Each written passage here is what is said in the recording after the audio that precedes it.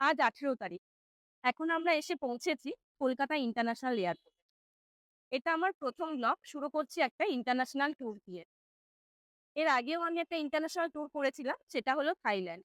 কিন্তু তার কোনো ব্লগ শেয়ার করা হয়নি। এবারে আমরা যাচ্ছি ইন্দোনেশিয়ার বাইরে। চলুন ভিতরে যাওয়া যাক।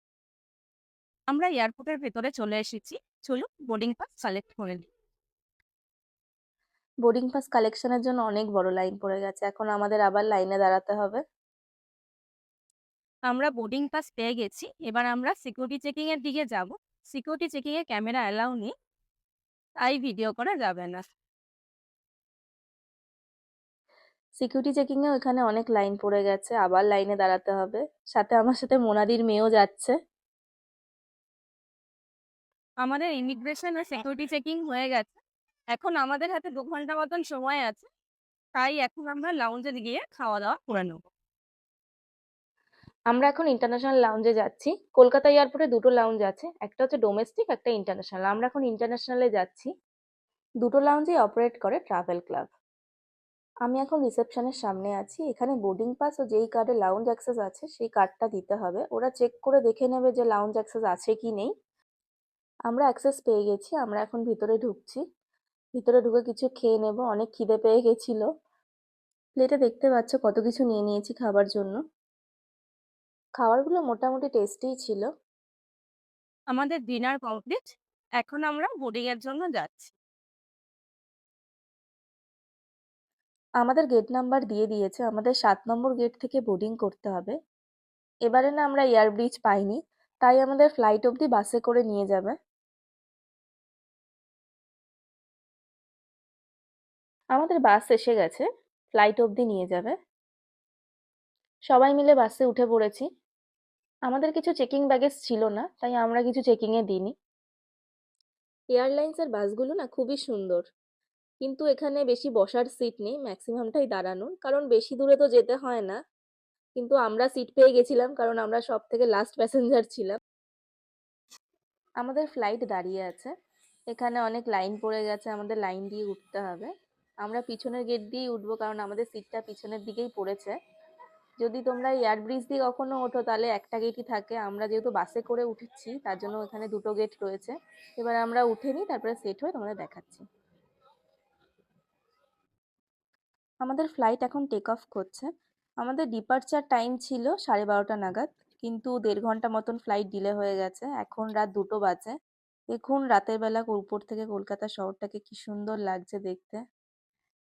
এখন অনেক রাত হয়ে গেছে, ঘুমিয়ে পড়বো। সকালবেলায় উঠে আপনাদেরকে সানরাইজ দেখাবো। Good morning. একটু ঘুমিয়ে নিয়েছিলাম, আবার উঠে পড়েছি সানরাইজ দেখতে। দেখুন মেঘের মধ্যে দিয়ে কি সুন্দর সূর্যটা উঠছে। এই এক অপরূপ দৃশ্য, যেটা বলে বোঝানো যাবে না কতটা সুন্দর, সেটা তোমরা দেখতেই পাচ্ছ।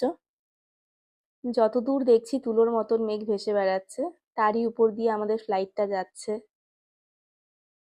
আমাদের ফ্লাইট মালয়েশিয়া ঢুকে গেছে, আর কিছুক্ষণের মধ্যেই কুয়ালালামপুরে ল্যান্ড করবে। দেখুন ওপর থেকে নদী, গ্রাম, কি সুন্দর দেখা যাচ্ছে। আমরা এখন আছি ঠিক মালয়েশিয়ার ওয়েস্ট পোর্টের উপরে, যেটি মালয়েশিয়ার একটি অন্যতম পোর্ট। কিছুক্ষণের মধ্যেই কুয়ালালামপুর এয়ারপোর্টে পৌঁছে যাব। আমাদের ফ্লাইট কুয়ালালামপুরে ল্যান্ড করছে। আমরা খুবই টেনশনে ছিলাম কুয়ালালামপুর থেকে বালির ফ্লাইটটা না মিস করে যাই। এখানে 3 ঘন্টা লেওভার ছিল, কিন্তু আমাদের কলকাতা থেকে ফ্লাইটটা ছাড়তে 1.5 ঘন্টা ডিলে করেছে। তাই এখানে এসে ইমিগ্রেশন সিকিউরিটি চেকিং করতে করতে ভাবছিলাম ফ্লাইটটা নাও পেতে পারি, কিন্তু এখানে এসে দেখছি যে ফ্লাইট 1.5 ঘন্টা ডিলে। 10টায় ফ্লাইট ছিল, ওটা এখন 11:30 হয়ে গেছে। তাই কোনো আর চাপ নেই, ফ্লাইটটা পেয়ে যাব। আমরা আবার বোর্ডিং পাস কালেক্ট করে নিয়েছি। আমাদের এখানে দুটো আলাদা আলাদা ফ্লাইট ছিল বলে আমরা কলকাতা থেকে কুয়ালালামপুর, কুয়ালালামপুর থেকে আবার বালি, তার জন্য আমাদের আবার বোর্ডিং পাস কালেক্ট করতে হলো। বোর্ডিং পাস কালেক্ট করা হয়ে গেছে, এবার আমরা চেকিং এর জন্য যাব। আমরা ফ্লাইটে উঠে গেছি। ফ্লাইট 1.5 ঘন্টা মতন ডিলে ছিল। এখন আমাদের ফ্লাইট ছাড়ছে, বাকিটা বালি গিয়ে দেখাচ্ছি। এখন বাজে 11:30, আমাদের ফ্লাইট টেক অফ করছে। কুয়ালালামপুর থেকে বালি যেতে 3 ঘন্টা মতন সময় লাগে। আমরা বালি পৌঁছাবো বালির টাইম অনুযায়ী ওই 3টে বাজবে। আমরা বালি চলে এসেছি আর কিছুক্ষণের মধ্যেই ল্যান্ড করব। সামনে যে আইল্যান্ডটা দেখতে পাচ্ছেন ওটাই বালি আইল্যান্ড। বালি এয়ারপোর্টটা না খুবই সুন্দর, অর্ধেকটা পুরো সমুদ্রের মধ্যে। যখন ল্যান্ড করবে মনে হবে যেন সমুদ্রের মধ্যে দিয়ে ল্যান্ড করছে। দেখো সমুদ্র শেষ হয়েছে আর এয়ারপোর্টের রানওয়ে শুরু হয়েছে।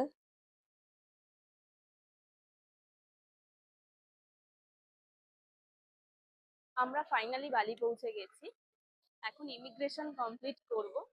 আমরা আগে থাকতে ই ভিসা করে এনেছিলাম, কি করে কি ই ভিসা করতে হয় সবকিছুই তোমাদেরকে দেখাবো। আমাদের বালি পৌঁছাতে পৌঁছাতে অনেকটা লেট হয়ে গেল ফ্লাইট ডিলে হওয়ার কারণে।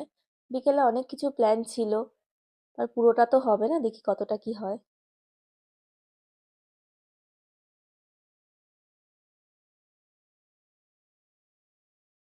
আমাদের ইমিগ্রেশন কমপ্লিট হয়ে গেছে। এখন আমরা এয়ারপোর্টের বাইরে যাচ্ছি গাড়ি বুক করার জন্য। কলকাতায় যেমন ওলা উবের আছে, এখানেও গ্র্যাব বলে একটা অ্যাপস আছে, তার মাধ্যমে ক্যাব বুক করা যায়। আমরাও গাড়ি বুক করে নিয়েছি, কিছুক্ষণের মধ্যেই চলে আসবে। আমরা এখন এয়ারপোর্টের বাইরে যাচ্ছি। এয়ারপোর্ট থেকে বাইরে বেরোনোর সময় দু সাইডে অনেকগুলো সিমের স্টল পেয়ে যাবেন। এখানে দেখুন একটা সিমের রেট দেওয়া আছে, 2.5 লাখ থেকে শুরু। 2.5 লাখ দেখে ভয় পেয়ে যাবেন না, 2.5 লাখ মানে ইন্ডিয়ান 1200 থেকে 1300 টাকার মতন। আমাদের গাড়ি বুক হয়ে গেছে, আর 2-3 মিনিটের মধ্যেই চলে আসবে। আমরা এখানে গ্র্যাবের ওয়েটিং রুমে বসে আছি। দেখো ওয়েটিং রুমটা কি সুন্দর।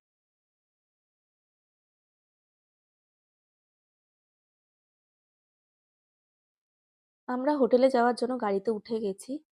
হোটেলে গিয়ে আর কোনো ভিডিও বানানো হয়নি, কারণ খুব টায়ার্ড হয়ে গেছিলাম। বিকেলবেলা আমরা পার্টি করতে একটু ফিন্স ক্লাবে গিয়েছিলাম, তার ব্লগটা পরে শেয়ার করব। আপাতত আজকের ভিডিওটা এখানেই শেষ করছি।